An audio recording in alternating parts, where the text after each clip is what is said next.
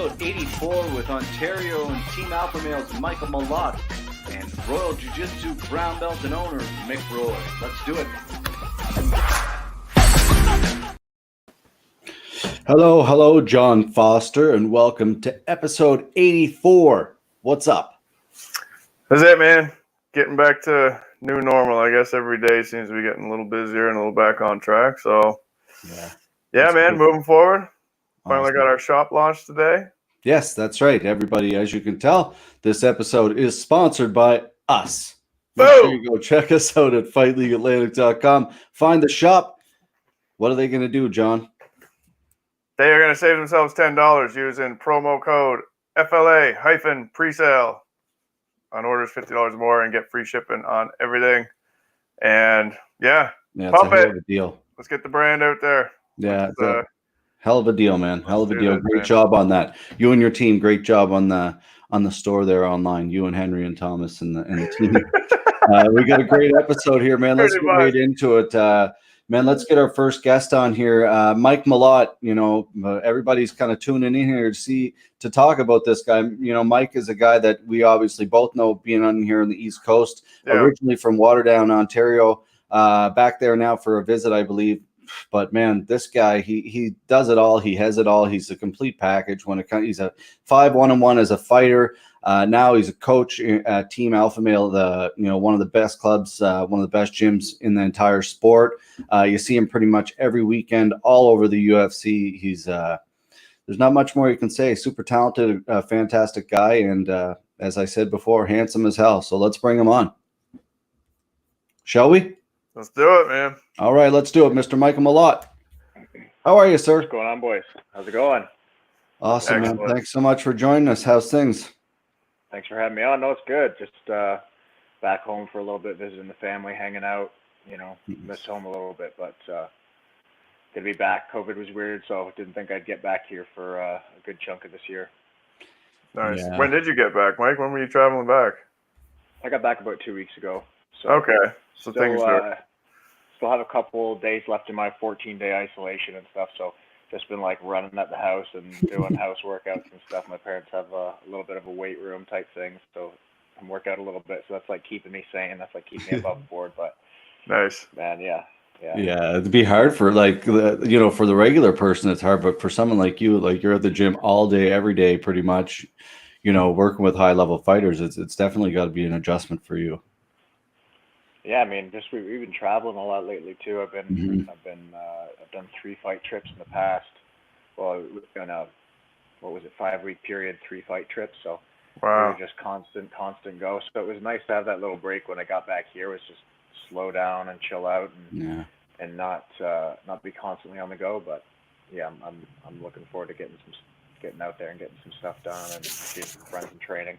Yeah. Sick. What was flying like, Mike? You said you've done 3 trips and then coming back home as well, I'm assuming. Yeah. Gotta be.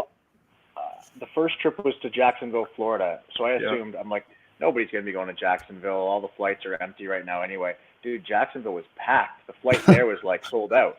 So I'm like sitting beside all these people. This is like kind of almost in the height of, Yeah, that was dying down a little bit, but. Yeah. That was, I think so. Or first week in June, I think. Week in June. It was the second show the UFC put on since COVID. So we were like the first round. Let's do it. Or, you know what? It was the third one. Excuse me. There was the Saturday, then they put the Wednesday card on, and then we were the final Saturday. So the week after Dominic Cruz and Henry Cejudo fought, I was cornering some guys out there. So it was like we were getting ready to leave, and it was like, hopefully they don't screw up these shows somehow and get everything shut down. But at least we weren't like the first. I didn't want to be the first week guinea pig and trying to figure stuff out once we got there, So it was kind of cool. Yeah, it would have been a crazy experience. Just another thing to add to the tackle box, just been there, done that, saw how it's ran. Like it's an experience, and it's a pretty high level one, really. Like the UFC does it well. Yeah. No question. Yeah, they did a pretty good job. It was a lot more strict in Vegas than Jacksonville. Jacksonville was pretty lax. I was expecting a little more structure. It wasn't too bad. The COVID tested us when we first got there. So first day we got 2 tests. We got the antibodies blood test when we first got there, and then we got the down the nose test, Mm-hmm. like before we step, like, you know, first thing you step in the hotel, it's like, all right, head right there before you go to your room. You still got all your bags just off like a long flight. So we get these tests done, whatever. Like, a couple of the guys were like, one of our coaches was like freaking out about it. He just heard like horror stories. So this whole flight trip, we're flying out there. He's like freaking out about this nose thing. He's like, we're like making fun of him. We're like, dude, you're really tripping on this. He's like, dude, are you guys not freaking out about this? Like, they're gonna shove some shit up our noses. Like, this is gonna be. He's just like not having a good time this whole flight out there. I get to the airport. It's like 5:30 in the morning when I get there, and I'm cornering Song Yadong, a Chinese superstar. This kid is amazing. If you want to like invest in a young stock of a fighter, Song Yadong's your guy. Kid is a complete package. He's an unreal fighter, super athletic, does everything he's told, like just lives this sport. You know, he's a great fighter. He's on his way up. He's like ranked number 12 or something like that. That was an incredible fight too. With Chio Vera, and he took it on 2.5 weeks notice. And you know, most guys when they take a fight on 2.5 weeks notice, they've been in the gym, they're just not getting ready for anything specific. He's Chinese during COVID. Like, he's like, look, I don't want to be the guy to pass this around to other people. Like, I don't want to be the guy getting sick, because that's everybody's freaked out about COVID as is, and you know, I think it was like a little bit of like, I don't want to, you know, I don't want it to look any worse being a Chinese guy getting COVID. You know what I mean? So they were like super taking it seriously. He went from like the couch, a little bit of COVID love weight on him, and from there just like was doing sprints every morning with Faber. They were just like killing it. It was a really hard 2.5 week camp. He put a lot of work in a short period of time, but even still, it would have been nice to get that 8 weeks. You know, I know Chito Vera was running like 6, you know, some guys were saying he was running like 12 miles a day, posting that, you know, leading up to this for months, like was desperate to get a fight. So it was a close fight. Song pulled it out. I was really proud of him, but I think on a full camp he gets a better performance. I think he gets that stoppage. But as far as the flight, it was hilarious. Like, so Song and his girlfriend Daisy, wife or girlfriend Daisy, show up, and they've got like these full painters hazmat suit type things on, the glasses, the masks, everything. Like, when you're flying, you've got to have the mask and gloves. So I just wore like long sleeves. I didn't know what, you know, I was a little worried about this stuff, so I wore like, I didn't want too much skin exposed, so I just wore like long pants, long sleeves, gloves over my wrists and stuff. And then Faber shows up. He's the third corner man. He shows up in his full hazmat suit too. So we're like laughing at him, and then he pulls up in the hazmat suit, and I'm like, bro, you've still got your flip-flops on. Like, you've got his full body covered, gloves, mask, glasses, everything. Like, he's got the full thing, and then just exposed feet. I'm like, what, you think that's just where they're going to stop? Like, COVID's just not going to get your feet? Like, the guy's like, well, I wear my flip-flops every day. It's like, you don't wear a hazmat suit every day, though, buddy. Like, make the one adjustment one time. We were dying and laughing. Just the guy's killing us, man. I saw your post, actually. I think you were like put an Instagram post out about that, like him standing there like this. That was hilarious. Oh, yeah. Was he wearing a full suit to like mock the other guy as a joke, or was he doing that because he was going to anyway? No, he was wearing like legit wearing a hazmat suit. I think as a precaution. Yeah. He's you know, he's got a kid. He's got, you know. So I would have been wearing one too. Truthfully, what's that? I might have been wearing one too. I brought like no joke.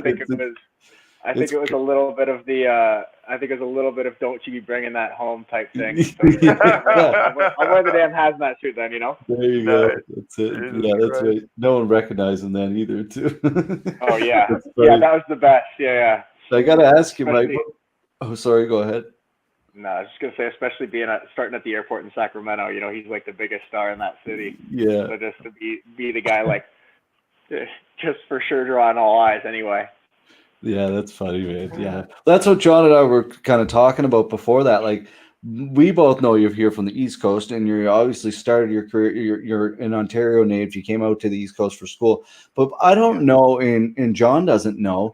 Like, obviously, Titan's a big part of your life, but how did the transition happen to get out to Team Alpha Male and the big role that you play there now? Yeah, I mean, Titans was my home for like 6 years, man. Yeah.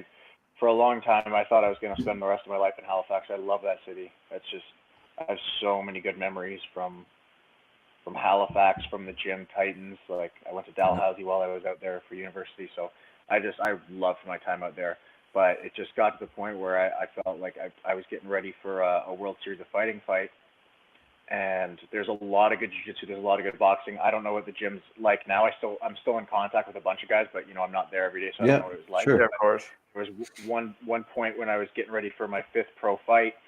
Gavin Tucker was out for like a year with a shoulder injury, and my other main training partner, Pat Carroll, was out for like months with a knee injury. So I just didn't have my main 2 guys. I was doing some gi jiu-jitsu with some really good gi guys, so that was great, but it's like not quite the same as MMA grappling. I had some boxers to work with, which was great, but it's not the same as MMA striking. I just didn't have the things in between, so I decided to go home and do my camp in Ontario. Just live with my parents for a couple months, and or the really what ended up being a couple of weeks. And then I was like, I need to find somewhere like where this isn't going to happen. This can't happen again. I need more training partners. I need more guys my size, more, especially wrestling. Like, wrestling was always the biggest weakness in my game growing up. I had a lot of great jiu-jitsu and striking, but I was like, look, I can go somewhere where I'd probably be more comfortable, like a Rufo Sport. That was like one of my first choices, Rufo Sport. But I'm like, that's not going to take care of the obvious hole in my game, the wrestling. Like, I can either go and be patted on the ass and be like, hey man, you're doing great, you're awesome, like, just keep doing what you're doing. Or I can go to a room where I'm not special and guys are going to beat my ass. And I'm just either going to learn or I'm going to do something else. So I went down to Alpha Male, and I got the hookup from Josh Hill. Josh Hill, Canadian fighter, fights. He's actually down there right now. He was going down to Alpha Male a lot. And so I got like their manager's information from him and set up the trip. Just kind of moved down there. I'd never been like I'd never been to the West Coast before. I'd never been to the West Coast of the U.S. or California or anything, but I just showed up in my jeans and boots in like 90-degree weather. And just like, all right, I showed up at the gym with like 2 suitcases. One of the guys, one of the team managers, Dave, picked me up from the airport, dropped me off at the gym, and I'm like, all right, I'm here to stay. Wow. That's very cool. How many years have you been down there now, Mike? It's been a little over 5 years now. Yeah, it's been a while.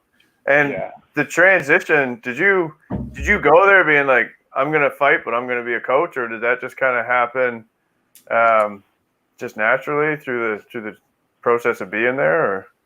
I had zero interest in coaching when I like, even for even for after fighting, I was like, you know what, I don't even want to be a coach after I'm done fighting. I just want to fight and focus on my career, and then we'll figure out what's next. And I was fighting, and I hadn't quite gotten to a high level yet. I had some fights at decent levels. Like, World Series was a big show at the time, and then Bellator. I had a fight on a big Bellator card that was cool. And then I won my first Canadian title when I moved up to lightweight. It's just definitely a better weight class for me at the time. And I was like, I was about to sign sign a contract for another fight, and I'm like, okay, I win this fight, and then maybe I go to the UFC. And like, when I was thinking about it, I was like, okay, maybe I win this and I go to the UFC, or maybe I have to win one more and then I go to the UFC. And then when I was thinking about it, I just wasn't even excited about the idea of going to the UFC. It just wasn't like, it no longer, like, from the time I was like 13 years old when I started martial arts, that was the goal. Like, I'm a big picture guy. I'm like, that's where I want to be. I'm not going to parties. I'm not going to do this with my friends. I'm not staying out late because in 10 years there's going to be some Brazilian killer who I have to fight in the UFC who didn't do that either. So I was just like laser focused on the sport, and I think I got a little burnt out. And I was like, look, man, I just don't even like the idea of going to the UFC had always been a dream. And when I was about to sign that fight, I'm like, dude, I don't care if I go to the UFC. Like, I don't even want to do this right now. And I think it's a sport that if you're not super pumped, you just need to stop fighting. You're just going to get hurt. This isn't baseball, man. This is like, there's some young stud who's hungry as hell every day. Yeah, exactly. Kick your ass, and it's like, you see it with guys. You see it with guys who are who were big earlier in their career, and then they just kind of hit a wall, and they start becoming a 500 fighter or a sub 500 fighter. And it's like, it's sad to see a guy who just is like getting his ass beat and then wins like a garbage decision or something, and it's just like they're clearly on their way out. It's like, man, what happened to that guy? I think a lot of the time it's just passion and fire and that will to win, and that real desire to like dig deep and win and do everything it takes to win. If that's not there, do something else. And I was like, you know what? It might come back someday, but for now, I'm just gonna. I'm enjoying jiu-jitsu. I actually caught the like real fire jiu-jitsu bug after your show. It's funny, man, you say that, because that's a question I had on here, because I really noticed that too. Like, so I was like, you know what? I'm gonna just train jiu-jitsu for a while and figure out what it is that I want to do. So I called two of our head coaches, Danny Castillo and Uriah Faber. And I just explained myself to both of them. I'm like, hey, you know, I don't know if I want to keep doing this right now. I just don't feel like the desire to do it. And Faber was like, well, we had a head coach. He was like kind of demoted to striking coach because of some issues. Yeah. And he's like, look, that guy's headed out. I think this was maybe in November or December of like 2017. He's like, hey, he's headed out next month. He has one fighter he's cornering, and then he's done. Nobody knows it yet, but he's on his way out. Like, do you want the position as head striking coach, basically? Like, do you want to take that over? And I was like, all right, let's do this. Sounds good. So awesome. I just started coaching guys and holding mitts, and I was like coaching part-time at a UFC gym just to make ends meet while I was fighting and stuff. And I'm like, you know what? I bet in 6 or 7 months I won't have to coach at the UFC gym anymore. And I'll just be coaching at Alpha Male. So I gave him kind of a heads up. I'm like, hey, and like, it's going to be a few more months, like 6 months, I'll probably be on my way out. So maybe just start looking for somebody else. I can kind of teach him whatever I know about coaching and stuff to help. Yeah. And so I went to Alpha Male and just kind of like told a couple people. And by the end of the week, I had so many people come up to me like, hey, I want privates, I want mitts, nice. like, can you corner me for this fight, this and that I like went back to that job and was like, hey, remember when I said like 6 months? This is actually my 2 weeks right now. Like, I can't. I've canceled almost all my classes that I had to teach there anyway. I'm like, yeah, I'm gonna teach only what I have to, and then, sorry, like, I know it said longer, but here's my 2 weeks officially. Very like, cool. It was pretty cool. I just kind of got thrown right in and trial by fire, man. Yeah, it's worked out, eh? Yeah, it worked out pretty well. You know, first guy I cornered was Teruto Ishihara in, I think, June of 2018 in Singapore. So that was like cool. It's like my first wow. Yeah, across the world to like a beautiful country that I knew nothing about before going there. So that was a pretty cool experience. Not the outcome you'd want from a fight. Teruto Ishihara welcomed Peter Yan to the UFC. Yeah. Kind of a superstar now. So yeah, Peter Yan fights against man. Saturday. Oh my God, dude! When I saw that was our opponent, I was like, whose fucking idea is this? Dude, they sit me down. I was in Canada. I was home in May visiting family, and they're like, hey, right before I went, they're like, hey, will you corner Teru, his manager? I was like, hell yeah, sounds awesome. Like, you'll be his head coach, work everything out. Okay, cool, awesome. I'm flying back, and they're like, hey, we just signed a fight. I was like, oh damn, that was quick. Like 5 days later. Okay, cool. They're like, here's the guy you're fighting. I didn't know the name. We'll sit down and watch tomorrow. We sit down, watch the dude's last ACB title defense in Russia before he got signed. And the first question I asked, I was like, so the fight's signed? Like, have you signed it already? Oh no. And they're like, yeah. What do you think? You like it? I was like, oh yeah, fuck yeah, like great match. Oh man. Yeah. Oh yeah. And dude, like, not that Teru can't beat him. Teru hits like a fucking Mack truck. The dude used to pitch fastball in baseball. Like, the dude's left hand comes out of nowhere at weird angles. He's got that Japanese traditional style where his like distance is like an extra 6 inches or a foot. So it's like hard to move in on the guy. So when you move in, you get caught with weird stuff. He's got good kicks. We really added in a bunch of knees and clinch work for that fight. And he looked really sharp leading up to the fight. And so, dude, like, Teru could beat damn near anybody in the world if he's ready for it. But I was just like, this is like a guy nobody knows in North America, and this is a tough fight. I was like, shit. I really wish we had maybe talked about this with somebody else before signing it, but unfortunately it didn't work out for True that night. He got stopped, but he's hilarious. It wasn't by a nobody. It's not by some guy who's forgot to out on the prelims. The dude's headlining next weekend or 2 weeks from now. This weekend, I think. Yeah, the 11th. Been in the UFC for 2 years. It's almost like 2 years to the day from that fight, and he's headlining for a world title. Yeah, He's probably the favorite. It's bananas how the sport, even the UFC has changed since those 2 years. Like with the addition of like him, like Izadanya, like there's just the list goes on and on, man. It's bananas. Yeah. There's a complete shakeup. I mean, that division alone is so stacked right now. Like, we have a bunch of high-level guys in that. I cornered Cody Garbrandt a couple weeks ago. That was our third time. Congratulations, by the way.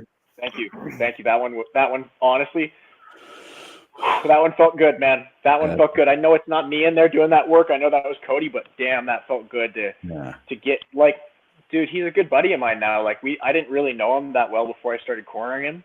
Faber threw it out there to him that I start working with him. I just started coaching on the team, and Faber was like, Cody was looking for a new coach. He just had a bad, kind of falling out with the guy who was there before me. Yeah. As did I. And fuck that guy. So who was it? Was it Bang? We're gonna. No. It was, okay. Was it Tong or sorry, what? Dude. Another dude. I don't want to pull it out. I'll tell you later, John. I'll tell you later. Yeah. I don't even. You know what? That guy's got enough publicity. I don't need to give him any more. Yeah, exactly. So, I start coaching, and he was like looking at getting other striking coaches that he worked with in the past to come in and work with him, or talked about maybe Danny Patterson with somebody, and maybe go part-time somewhere else or whatever. And Faber just threw it out there. He's like, why don't you work with Malott? Malott's a good striker. He's new to coaching full-time, but I've been coaching since I was at Titan, since I was 19. I took over when one of our coaches went to prison kind of unexpectedly. I had to take over as head striking coach when I was 19. And I was all insecure that some dude was going to come in and beat my ass in front of my students, so I just obsessed on striking, and that forced me to get good at it. Dude, can I tell you a story, Malott? I don't mean to cut you off, man, but going back to that, when John, this involves you too. So really? At the Buy Open is when it happened. Okay, it's nothing bad. It's about Malott. When I kind of was like, I was like a white belt or something, I don't know. And I was sitting, we were all sitting Matt's side, and Malott was sitting there beside Jared. And you had your Team Titans jacket on. I think you were maybe 2 or 3-0 or whatever. And at that point, you were this rising prospect. And me as a fan, I was like, oh, there's that Mike Malott. Anyway, I went over and I talked. I was like, hey, how you doing? I'm Derek or whatever. And you were so nice, dude. You were so down to earth and be like, oh, hey, Mike, I fight your Titans, blah, blah, blah. So it's interesting. Back then, you really stayed humble that whole time. Nothing really changed with you. So it's kind of, I don't know why I wanted to cut you off and tell you that, but we were in that story, I guess, in that kind of age bracket when you're 19, 20 years old out here. So that was actually a funny tournament. I remember I think that was my first gi tournament. Second gi tournament, I think, and I was going up against in the final, I'd done well, and I was going up in the finals against a teammate of mine who was better than me. He usually beat me, and I remember our buddy Scott Nahas was sitting there with him, and they're talking. We're all in the bleachers, and I was sitting behind those guys, and we'd been there for 15 minutes, and then they're talking, and Scott says to the guy that I ended up having to fight in the finals, he's like, oh, buddy, don't worry. You're winning your division. Let's be honest. You're winning your division or something like that. And I'm sitting right behind Scott, and I go, thanks a lot, Scott. And he just breathes and perks up a little bit, and you could tell he completely forgot I was right behind him. And he goes, sorry, I forgot you're back there. I'm like, good, man. Don't worry about it. Classic Scott. No, that's so funny. That's awesome. Funny, man. Yeah, those small tournaments, man, they were interesting. What was your favorite small tournaments? because I had just fought Judo John Williams like nice. 3 Dude, weeks. I remember that. That was a quick one. That was a flying knee, right? Yeah, that one was a flying knee. And savage. I don't think I'd ever met John before the fight. You know, we talked a little bit at weigh-in, so that's about it. Mm-hmm. And then I didn't really talk to him much after the fight. That was like the only time I'd ever seen him. And like, again, I was like 20 or 21 or something like that, and you know, a little bit like, okay, how's this guy gonna react? I saw him like on the other side of the room, like, how's he gonna react? Is he gonna try and get all tough or whatever? And John, like, big old arms, like, come here, buddy, what's up? Like, just gives me this big old hug, and I was like, oh, this guy's awesome. Oh yeah. Awesome. Yeah, he's amazing. That was like one of the first times I had like a really good experience with a guy after a fight. Like the guy I had fought before him was a prick, and I was just happy to not talk to him after. But John, I was like, all right, like we're still you know, message each other every once in a while. Like he's a good dude. I like that guy. Yeah, it's kind of neat when you fight somebody. Sometimes you kind of create that bond, right? You've done battle. It's good, man. I got a few buddies like that too. I just know from fighting them or whatever, and you know. But yeah, my dad's a preacher. He only saw me fight once, and after the fight, he said he just couldn't believe the sportsmanship in fighting. You got these tough-looking guys. They're covered in tattoos. They get in a cage and they beat the crap out of each other. And then they hug and they shake hands and they say good job and they go off to the dressing room, right? Yeah. That was the big thing he carried away from watching fighting, with how sportsmanlike everyone was. That's awesome, man. I'm proud of that fact. You know what I mean? Like, not everybody, I don't think. Not everybody. But for the most part, you're so right. It's not a hockey game. Nobody's getting sucker punched or friggin' hit from behind. Like, you're gonna stand in front of each other with a pair of shorts on and test your skills. You know? And somebody's got to agree to do that against you, or it doesn't work. So you got to have some respect for the guys that are doing. You know how hard it is. You're doing the same shit, and it's deadly. I love it. It's like what they say about rugby. It's like rugby versus soccer. Excuse me.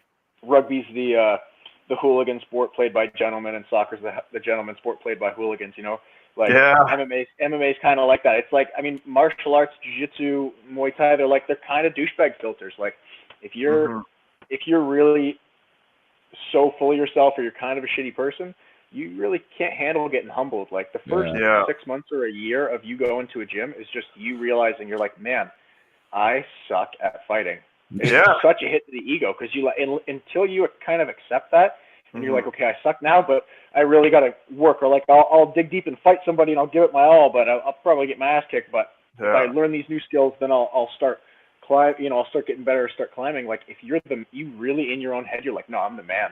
And you go in there and some like Sally Arsenal, black belt, 100-pound woman just taps you 15 times. You're like, okay, I got to just forget today and just never pretend I'm still the man, you know? Yeah, it's very true. That's great advice for very true. And even just watching guys go from one discipline to the other, you'll have the guys that are really good strikers and decide to try jiu-jitsu and just quit because the first day sucked again, and vice versa, right? There's not a lot of guys that do the cross disciplines. Did you guys see the comment someone made to Paul Felder yesterday online? They're like, that was great. I don't know what it was. It was like, good. Paul, you suck or something. He was, what? You tell it, Mike. Somebody was like, hey, Paul Felder, stick to comment, like, don't come out of fighting, you're a much better commentator. And Paul Felder just responds, he's like, do you feel good about doing that? Like, why would you say that to me? Like, would you say that to my face if man to man? And the guy goes, no, he'd beat my ass. That's why I'm saying on Twitter. And he goes, okay, fair enough. At least you're honest. Yeah, at least he was honest. Yeah, like at least if you're gonna be an ass, at least be an honest ass, you know? Yeah. I was quite impressed with that. That's perfect. Yeah, it's definitely different for online versus in real life, man. 100%. But one thing I want to ask you, Mike, we got a couple minutes left here. What you got back there about the Kumite, a lot of people don't realize this. Like that Kumite tournament, like people came in from all over, but people like you brought yourself in there. Like you paid for yourself to come in there for that experience, and thank you for that, by the way. But it's incredible how much the sport changed kind of right around that time and how it evolved. Like even people like, is Dustin Akbari, is he still around club? Yeah. Dude's a beast. Unreal. I've met, he's top 5, top 10 most athletic people I've ever met. That guy is insanely athletic. Yeah. Yeah, he wins. Well, I don't know if he's still competing a lot, but he's definitely. Yep. He He's competes in Fight to Win in a couple weeks. I can't remember who he's competing against, but I think next weekend. I think next weekend or end of the month he's end of the month he's competing. End of July. Nice. Yeah, he's super talented, dude. Well, Yeah.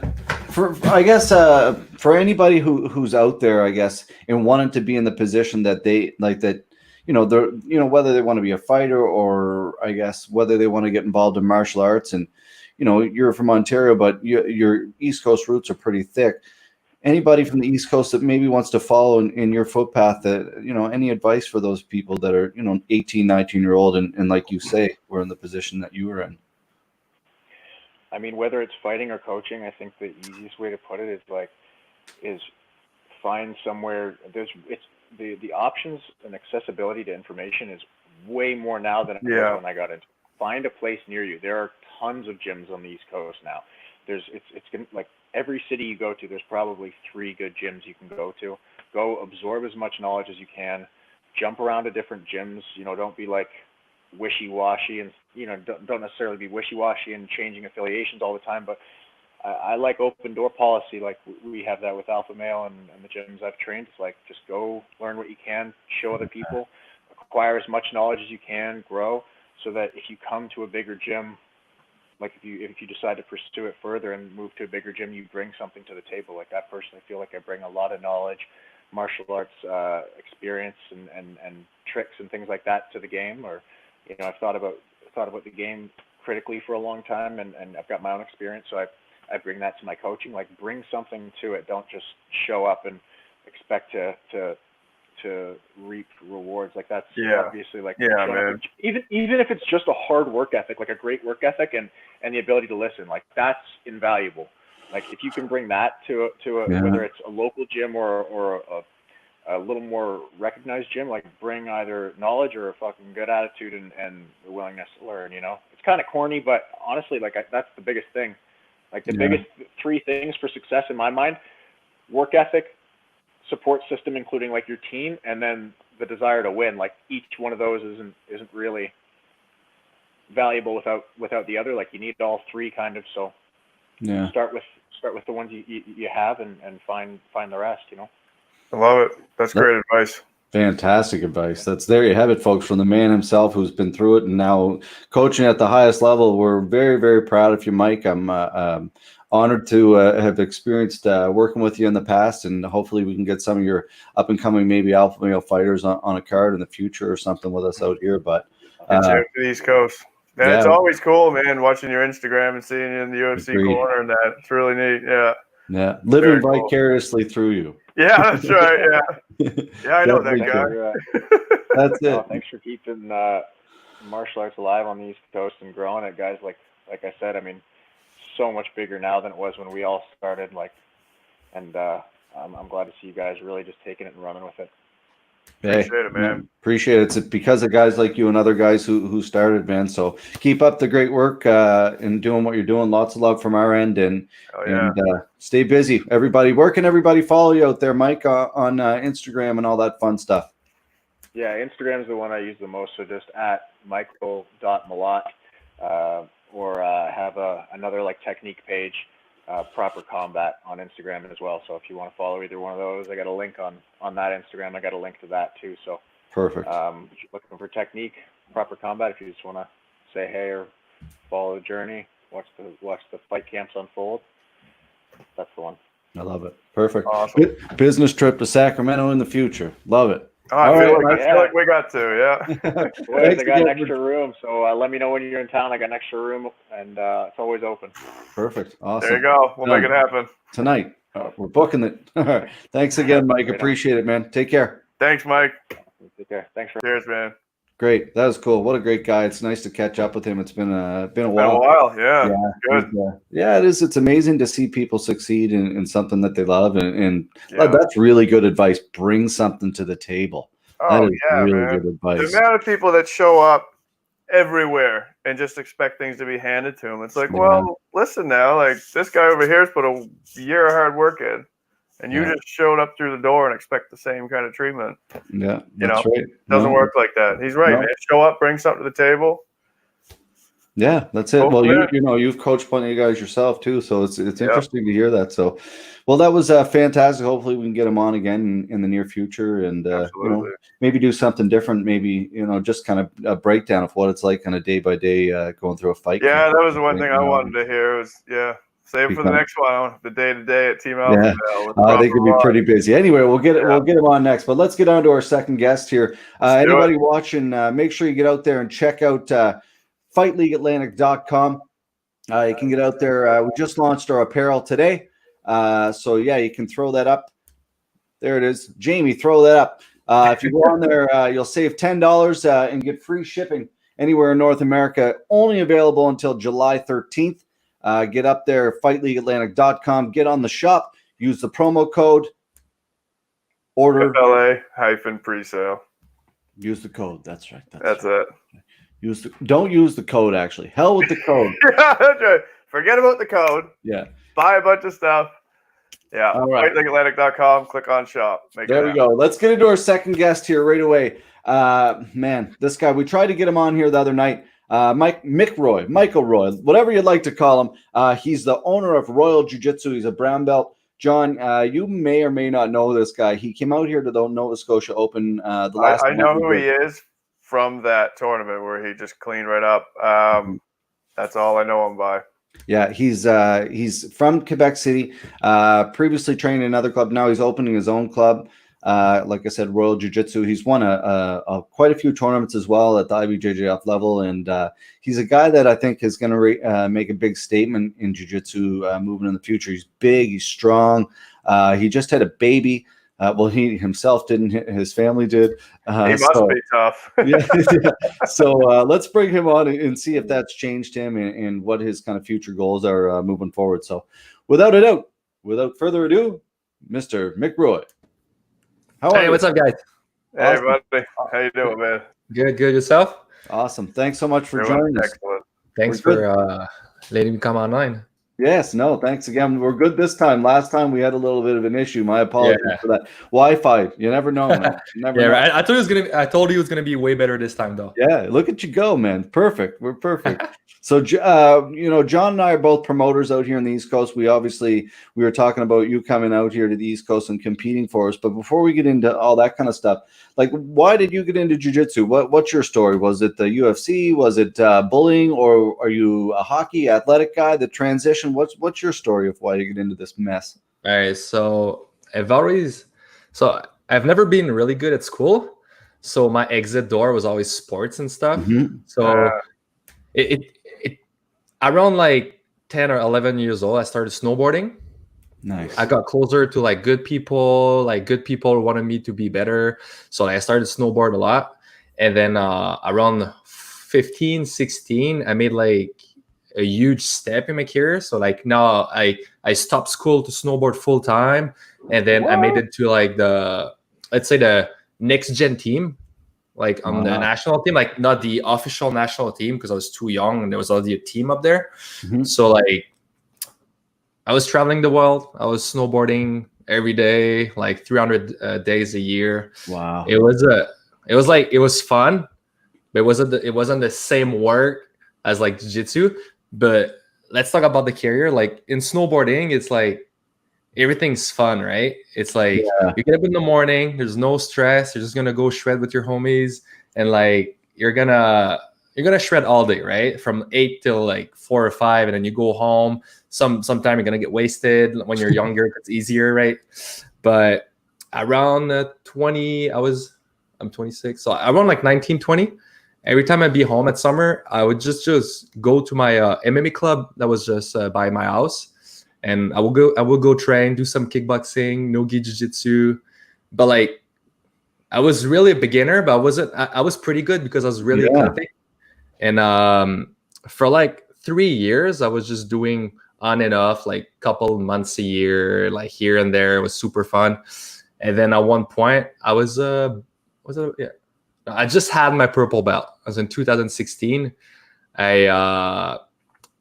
It was March. Yeah, so I was in Whistler in March, and I was off season, so I wasn't doing jiu-jitsu at that time. Mm-hmm. It was the last competition before like Olympic trials and stuff, and like I failed, and like I fell on my side, I dislocated my shoulder, got a concussion and stuff. No.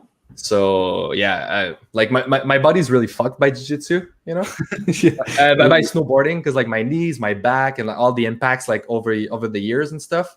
Yeah. So You were screwed before you started. yeah, but I had like the structure though, you know, like the legs, the core and stuff, because like it builds over time, right? Because like you spend the whole day on your snowboard, your legs are like, so that's where your size comes from.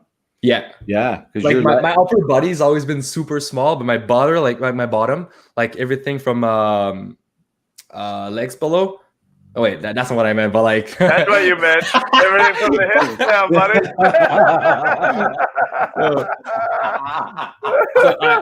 Gotta own it now, bro. Classic.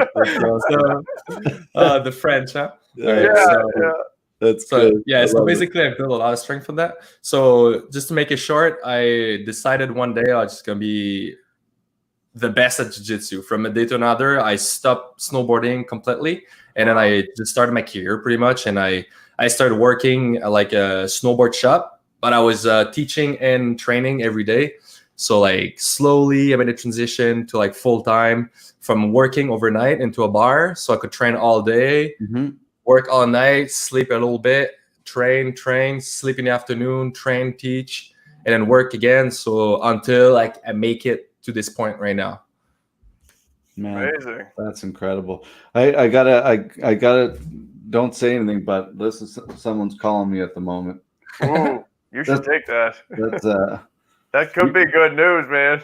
I'm just gonna leave that there, just so you know, Mike. Not to digress on your story, but that's the director of combat sports calling us right now. So we put in our proposal. So anyway. Let's get back to. So that's a pretty interesting story, because that's pretty crazy. So being a snowboarder, like, so you were very close, like to being an Olympian. So you're obviously not just the physical aspect. That's where your mental kind of composure for you. It's like you came down here. For anybody who isn't aware, he drove down to Nova Scotia. He contacted me out of nowhere. He was like, "Hey, I just want to come down and compete." And I was like, "Well, please do. You know, the more the merrier." And he came down. He drove by yourself, I believe, Mike. Yeah. And he came down. Drive.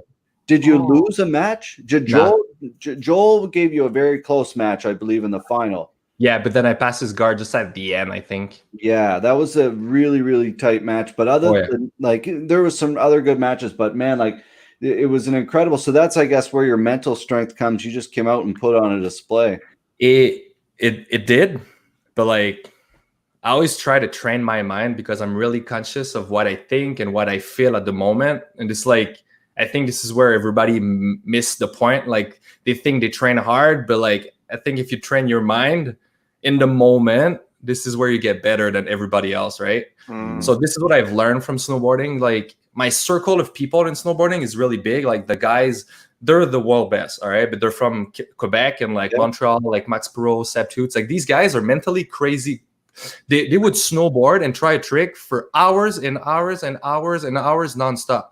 Like, we would learn tricks on the trampoline, but like, that is not hard work, all right? Because jiu-jitsu is like, I wake up in the morning, I train 3 times a day, and like, this is like, it's hard, it's painful, right? But snowboarding, it's mentally the whole time. Like, your body gets tired, but it's not strength. It's not like someone putting pressure against you. It's more like you try something, but you fail over and over and over and over. So like, failure is nothing to me anymore. So that's why I can learn so fast. Like, anything I pick up, I learn it real fast. Like jiu-jitsu, it took me about like 3 years, and I was like such a higher level already than most of the people, because like failure never got to me, right? Yeah, okay.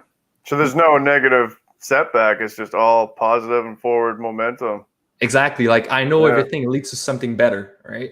Yeah, absolutely. Because I've been there before. Like, sometimes it took me like days and weeks to get a trick down. And once I got it, it was good, right? But jiu-jitsu is so much faster, right? Because you can do so many repetitions, right? Snowboarding, there's the weather as well, right? So that's true too. If you bail on a trick, it's not like you're just like, okay, grab the arm again and do the arm bar. You have to legit you might be hurt. 2, you gotta you're like, I gotta get up and do that shit again. and I go know. all the way back to wherever you were and do it again. Like, And wait, the worst, you know what it is? There's no tournaments in Canada. Switzerland, Russia, Spain, Turkey, New Zealand, Australia. So every tournament you go, like a competition, we call it like a contest, it's at least $3,000, right? man, Oh, Snowboard wow. League Atlantic 2022.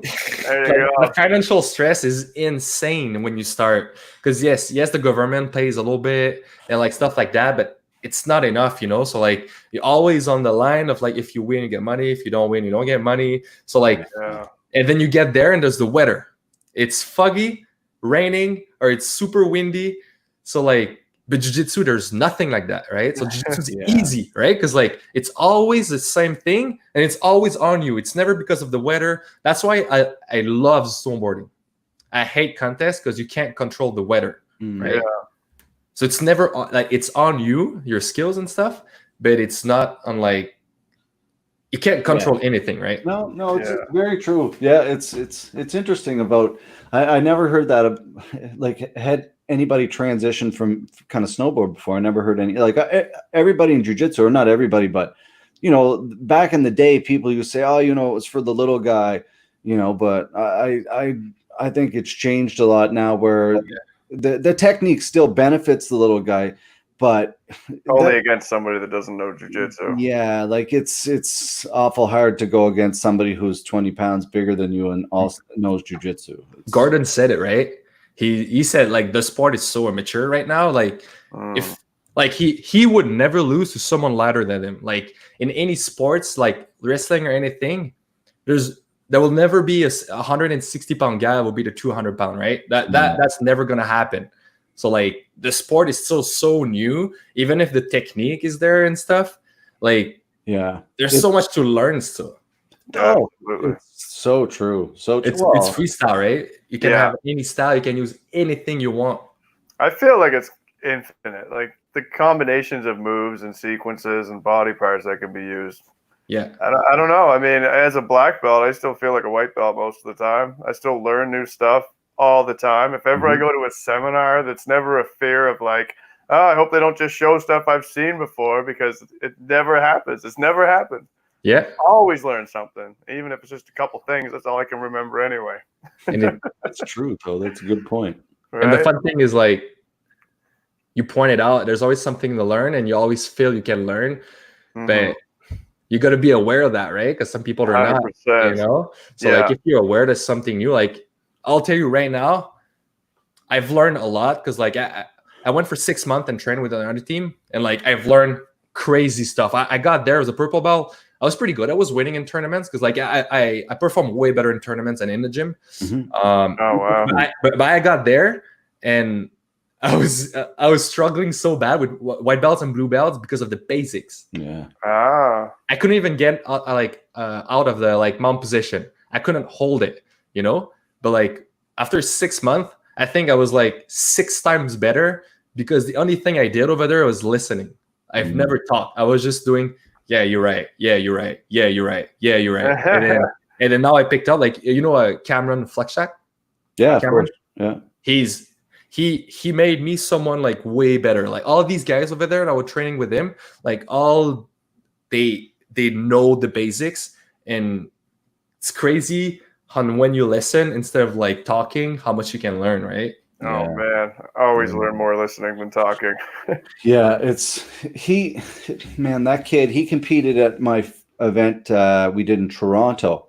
He competed against Chris Lee Byrne. I think they were the first match of the night, but I think he was a blue belt maybe or a purple belt then, and he's won so many tournaments. This guy is way better than the gym.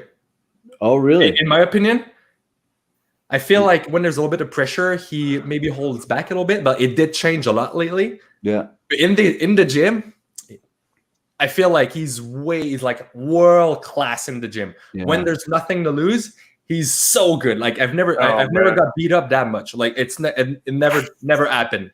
That guy in the gym is insane. Like there's so many people like that, right? Yeah. Big time. I was gonna say there's way more guys that are better in the gym and lack in competition than what you've got going on. You've got like the fighters dream mentality where Everything competition below the is waist is better. huge, and I'm Yeah. better when I compete. And...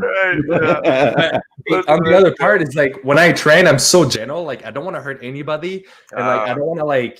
I train and like I'm scared of people get mad at me because I'm like I'm the same way. I never try to hurt someone, right? Yeah. I'd be like, hey, but like when I go in tournaments, I don't care, you know. But your movement was really smooth, though. Like when I watched you compete, like it was a really, really smooth movement. You weren't like, and maybe Tarantini might think different because I think you hurt his ankle. I think in a match, but he's good. I heard, right? And very good. Yeah. I had never heard of him, and then after it's like everybody's like, hey, he's good. I was like, oh yeah, I don't know, but I'm glad the match ended really quickly. He's really good. He's also a really good person. But for you, like not just your technique, but you were really easy to deal with. Like you were really gracious and really just like a true kind of martial artist, right? And that's another reason. Like we've kind of kept in touch a little bit through the years and just kind of wondering how things are going. And obviously, you have a new little family member there. Congratulations, by the way, on that. Did that change anything with man, everything? All right. So like, let me tell you a little story. So yesterday I went and did mountain bike. All right, just for fun. I'm not good at it. All right. I think I've never done mountain bike in my whole life. So I was actually gonna go there for just taking photos of my friends and like stuff like that. He let me take his bike. It's like really good bike. I go in there, start having fun, and I'm like trying to live in the moment. I'm like, man, this is new. This is so much fun, and like it's different. But like, I still can understand some stuff because of snowboarding, like pumping tracks and stuff. I like start moving, and like I notice. I notice. You guess what I mean? I'm getting better. Like I'm getting better real fast. Like as time goes on, but then I'm like, there's so much more in life. Like I feel like in the past 10 years, I'm 26. I've been competing and being on myself for 10 years. I've been training, eating, thinking about competing every single day and beating anyone in my head and in the gym and in the weight room. Anyone that be there, I had to be better, more focused, and like everything. I have to read. Like my family time, girlfriend time wasn't. It was never there because in my head, that was the ultimate goal and that would make me happy.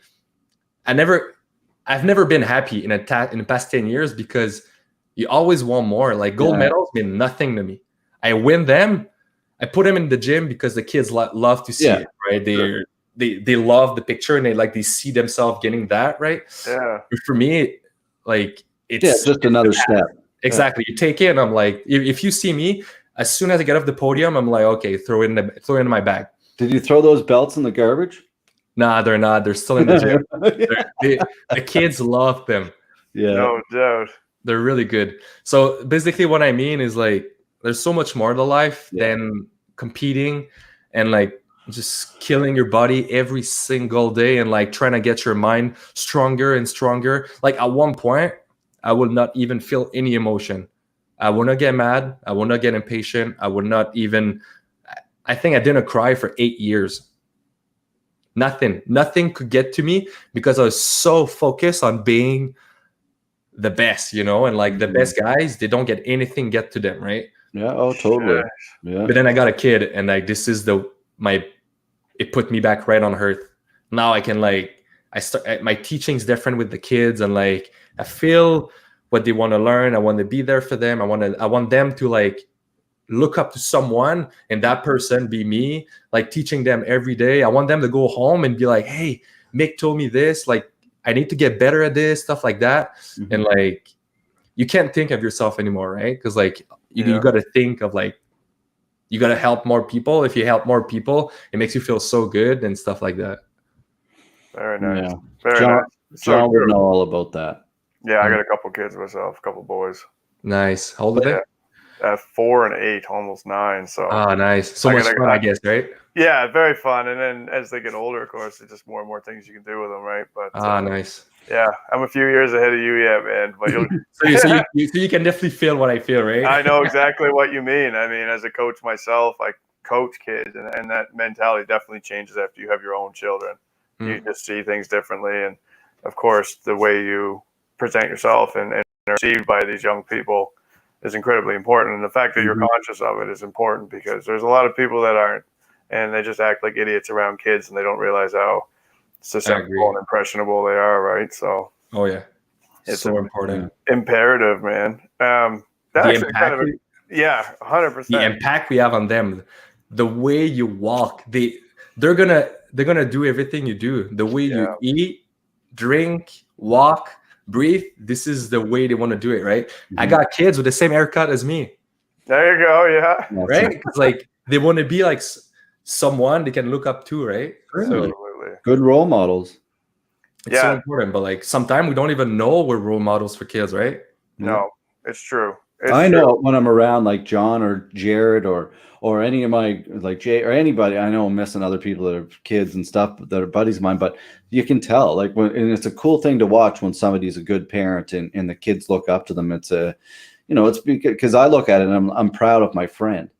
You know, it's like that's a really cool thing because you're raising a good human, right? Oh, yeah. And, man, it's important because there's a lot of you've been around for a while, right? You've seen these kids grow, right? Yeah.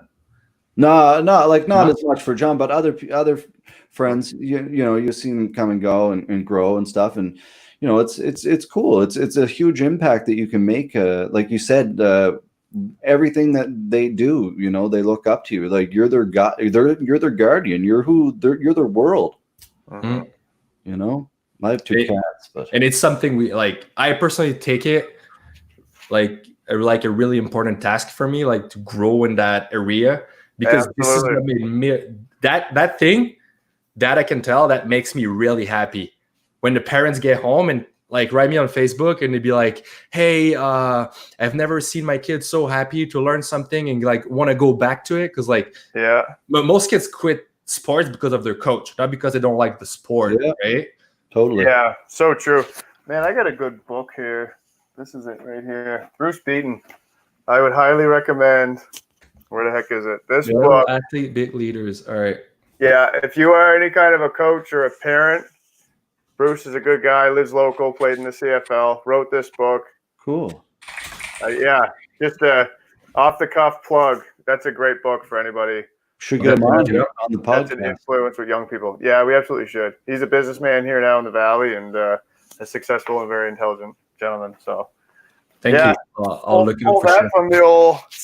Look at that. It's been there every show, look, and nobody knew. Look, there's the book right there too, huh? That's right, man. It's important.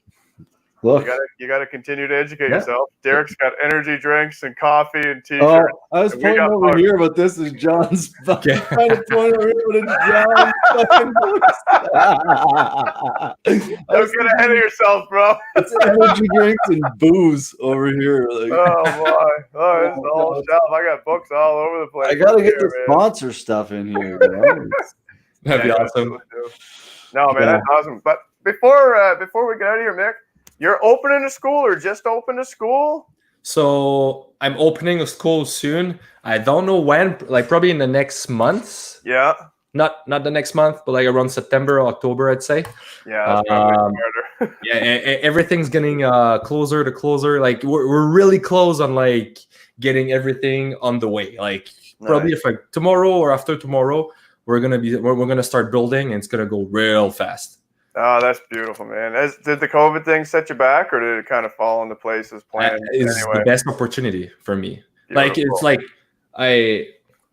with the gym I was with, it was good, man. It was the perfect. Like I've learned a lot of stuff. I've been with them forever since my beginning and stuff like that. I love these guys, but like for me, it was just like it was my time to like grow, like to build something that I can live with my family and stuff like that. Because like. I don't want to compete for money, you know? Yeah. I don't want to kill myself for money like I used to do for 10 years in a row. Like I know I won't be able to do that and like spend time with my kids and stuff. So like having my gym with the COVID situation, like it was a good time for me to like take a step back and like think where I want to go in life. And I think that was like the perfect moment for me to do that. Plus like everything was so cheap, the locals and like everybody want to sell stuff and like I had so much choice. So like everybody was like, "Hey, this is a bad idea." I was like, hell no, this is the best time to make it happen, right? Yeah. Well, I'll tell you, it puts everybody on an even playing field really quick. Oh yeah, so like let's say you've been inside for 3 months, right? What's the first thing you want to do when you come back? That's what I'm Punch saying. somebody. Health. Punch Right? Health. All right. So like you're right. all the gyms are gonna grow after that one, right? So like if you were super broke, that was not a good time, right? Yeah. But if you have something to invest and stuff like that, that is a good time because the return is going to be way bigger. There'll be more people looking for your services after a crisis like that, right? Yeah, I mean, it's interesting though that you say that because to me, the government's really, because it's tough for them. Some people might call me an idiot for saying this, but really the first thing they should be promoting is health and wellness. Like the people that are getting affected by this disease are people who are I don't know, actually. I don't want to say anything because I don't want to say the wrong thing, but they should be promoting health and wellness as anything like that. Well, it's not unfair to say, COVID related or not, that exercise and nutrition are going to lead to a healthier lifestyle where you're less susceptible to anything that's shitty that's going around. That's just true. If you exercise and you work your lungs and you get blood pumped through your body and you're eating the right things. You renew yourself every time you train, right? Yeah, 100%. 100%. And I think like with jiu-jitsu especially, more than just weight training or whatever, the mental aspect and like it's like therapy for a lot of guys. You found a fun way to relieve stress, to get one of the best workouts you're ever going to get doing anything. And your mind and your body are completely occupied usually when you're on the mats. So it can be a big living in the moment, right? Yeah, you're living in the moment. So it's a break from all the other bullshit you just dealt with all day. There's no debts. There's nobody you don't like. Yeah, your best buddies are there right now. Yeah, the best time to live is right now, right? Hell yeah, man. Well, absolutely, it's really true, and to be positive and come out of this, like at the end of the day, like it can always be worse. I think and at least we're not going to a war. You know what? I would take a virus over another war any day. Yeah, knock on whatever. Things can be way fucking worse. Blessed to be in Canada at the moment. Blessed to be in Canada, and Canada's good, huh? Hell yes, yeah.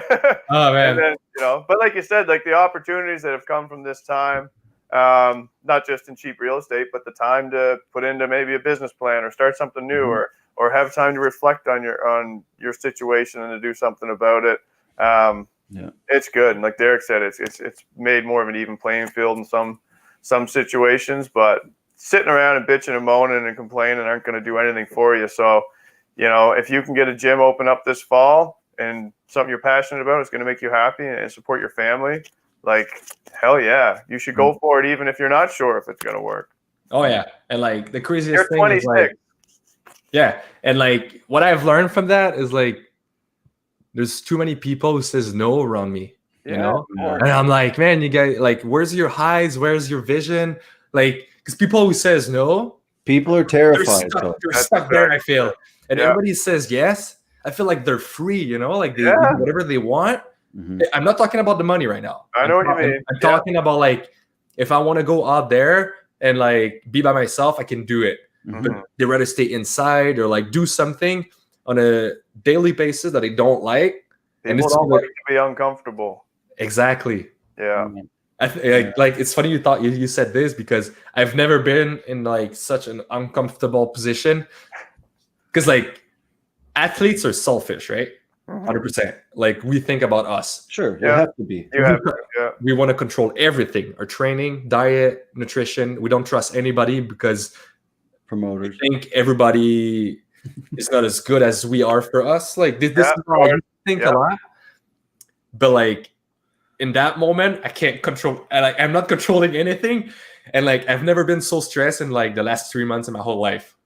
I'm just out there and waiting for people to do stuff and like papers, and I'm like that, just waiting for emails all day, and I'm like, oh man, it's killing me. I know what you mean, man. It's so like our event, like putting on, like we both put on plenty of events before and that kind of stuff, but the level of, like, for us, Fight League Atlantic 1 was a huge thing. It's very similar to what you're talking about. Like, we went through a lot of things. Like, I lost my job, we lost a business partner, we had the main event canceled with flights, the weather, there was other things involved too, and like there was so much stress. But at the end of the day, we sat back and like we just gave each other a good pat in the back, and we're like, man, what a great job we did. And there was a big team around us, and you're going to do the same thing a month after you open, right? You're going to be like, who gives a shit? And anybody who around you who second guesses you is going to come, and they're going to be like, wow.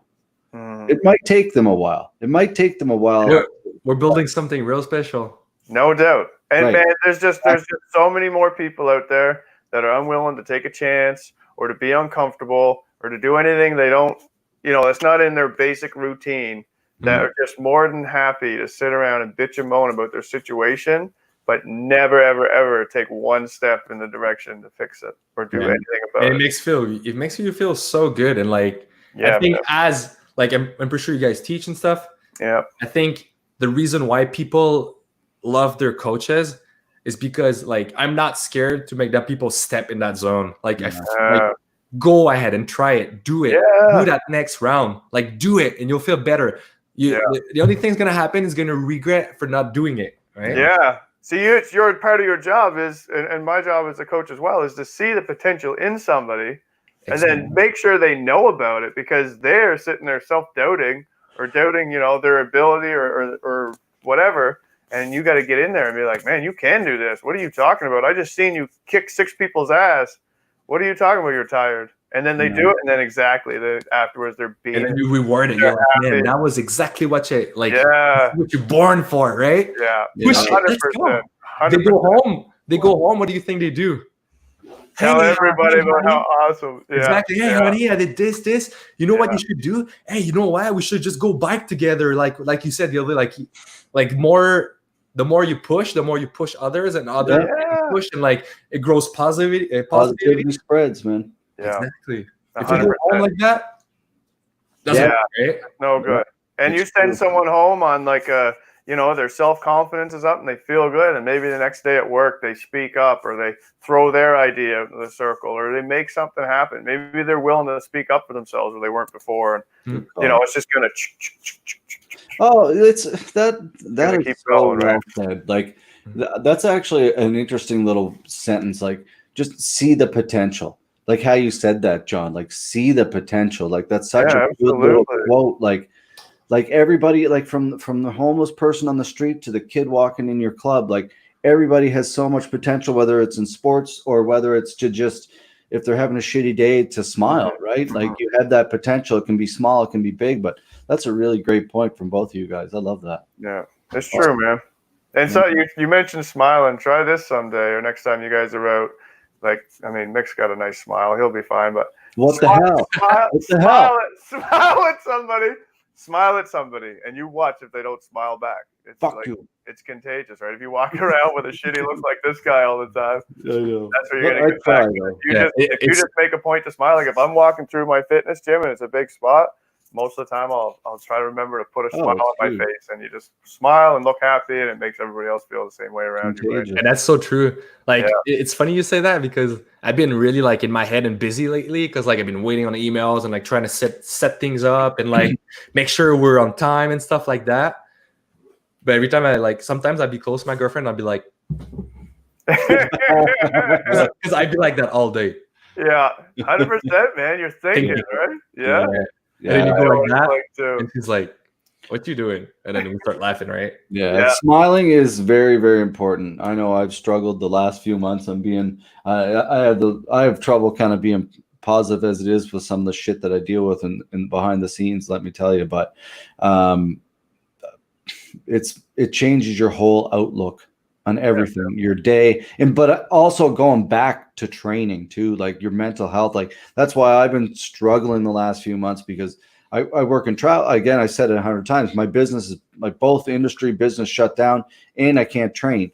So it's like, I don't know, but it's slowly surely everyone's getting open back up here. Have you been training at all in Quebec, Mick? I got one training on Saturday in the past 4 months. Yeah, wow. Killing me. Yeah, no doubt. For real, I hit like nothing. Like, no performance, no weightlifting, nothing. I went into like a small depression for real. Yeah. Like just like it's like we're athletes, right? So like I knew it, so I took actions and like I got out like real fast, right? Yeah. For 2 months, I was just like eating Oreos and stuff, and I was like, man, this is good. Like more mayo here and there, like, and then I was like, oh man, I'm losing it, right? Yeah. It gets old fast, when you finally do relax and just let yourself do some, bad habits or whatever. It gets old pretty fast. Oh, like, it's 9 a.m. and the feeling of feeling good and exercising just outweighs the slacking off and eating like shit and not doing any exercise. Like my body aches if I don't exercise. You're exactly saying it, right? But like, there's one thing, like you made me think of that.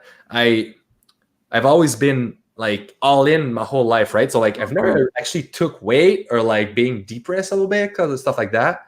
But that time here, like I think I took like 10 pounds, Yeah. I was getting a little bit more fat, like here and there, and I was like, oh man, it's real stuff. For like, I haven't cheated on food since June 3rd. So I've been consistent on something. Yeah. They're hitting the gym since they're open every single day, 6 days a week.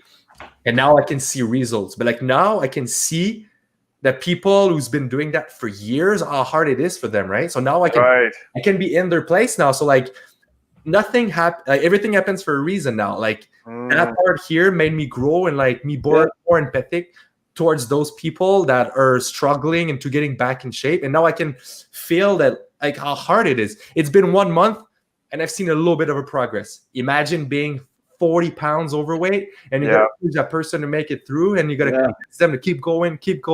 And like they're giving up for 2 weeks. They come back, they took 3 steps back. And now I know like how good I can be to them and like make them push further and hit that like step where they're like, okay, let's go, I'm on it, right? Yeah, man. You have perspective. Yeah. No, it's a good way to be. And I think it was like we were talking about with Malott earlier, just having a good coach is a huge game changer in sports, man. So with that said, I guess we'll say, Mick, before we get out of here, what's something memorable in your life that kind of got you to this moment, got you through tough times, not just jiu-jitsu, maybe when it goes back to the snowboarding, at a high level. What's something that really sticks with you, whether it's a mentor or something someone said to you? What's got you through? I've always had one of my friend, like do you guys watch the Olympics? That's like snowboarding, like Max Perot. I've heard of him. Yeah. He's like, we're really similar in a way. Like he's more introvert and I'm more like extrovert. Yeah, exactly. But he made me work, like he made me mentally so strong. Like lately he beat cancer, came back, won X Games twice in a row. Like he was out for months, beat cancer. The month after he's back on his snowboard. He wins X Games and like he's mentally so strong. So like he did teach me over the time that like you just gotta keep going,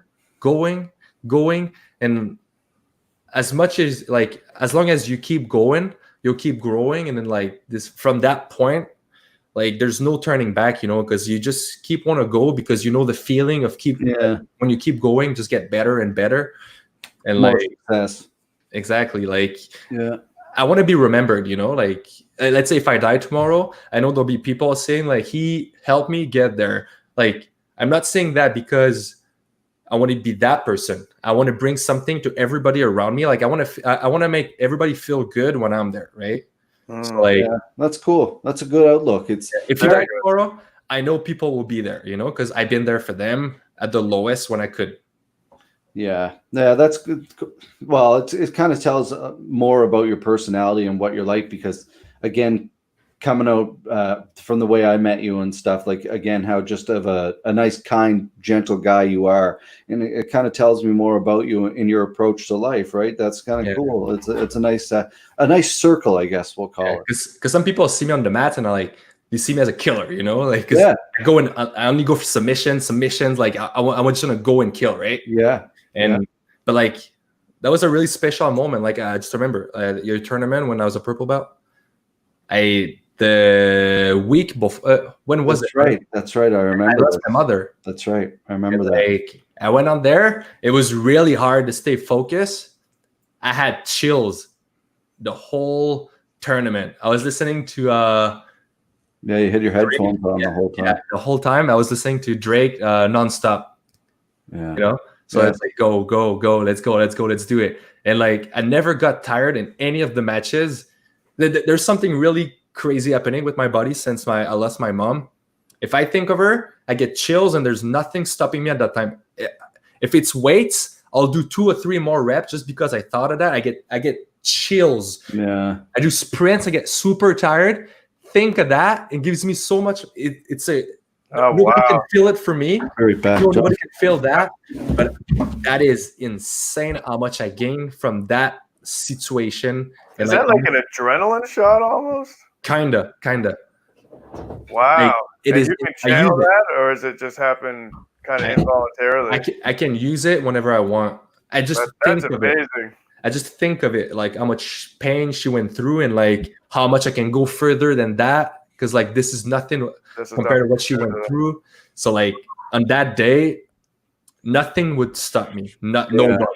Like that. I think it was like 1 week after. Yeah, you were like the Terminator, dude. You just tore through the whole thing, and it was cool to see you come out here. Yeah, but I guess that tells a lot more of the story now too. When you say it like that, you're motivated, and nothing was going to stop you. So it was cool to have you out here, and hopefully we can get you back out here and in the future or maybe we can get up there to Quebec and send some.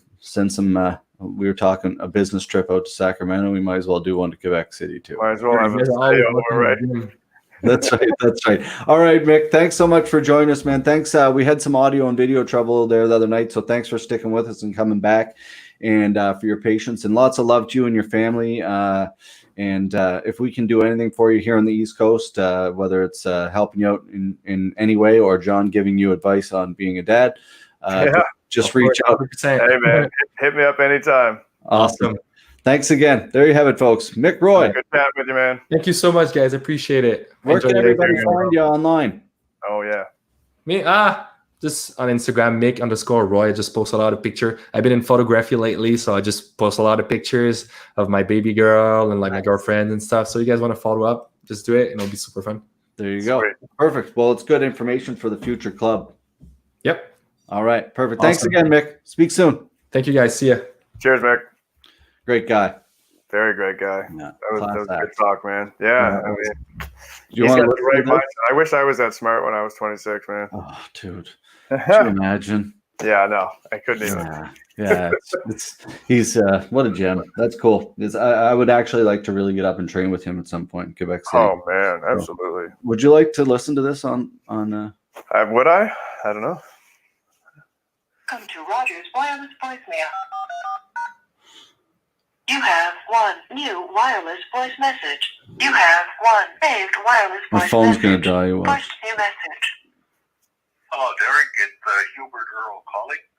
It's Monday, and it's 7:39 p.m. Wait to hear from you. Call him back. Are you kidding me? I thought you knew what he said for some reason. No, I had no idea. I just said he called. Fingers crossed. He was like, "Let's make a show happen." Yeah. All right. We gotta get back to him. See what's going on. God, I got butterflies from that. I was like, "Oh, here it is. We're fucking back." All right. I don't know how that sounded, but we're about to find out. So I'll give him a call, folks. Thanks for tuning in. That's episode 84. Everybody, thanks for tuning in. We'll be back tomorrow. Tomorrow night, we got a really fantastic episode. It's a promoters roundtable. We got 4 promoters from across Canada. Ourselves will be on. Jamie Champion from Prospect in Ontario. as well as Lee Mean out of Rumble in the Cage in Alberta. And, of course, Modern FC promoter and owner Adam Lorenz as well, professional fighter. So 4 of us will be on chatting about the scene and how we can all come out of this together. So thanks for tuning in. John, if you can be anything in this world, what are you going to be? Be kind, brother. All right. I shouldn't set you up like that. It sounds so stupid, but whatever. No, See you later. I like it. And shop All right. at the LA store. Peace. See you. Thanks for watching. Remember to hit that subscribe button and make sure to check out our apparel page, on sale now until July 13th. As always, thanks to our friends. We'll see you tomorrow.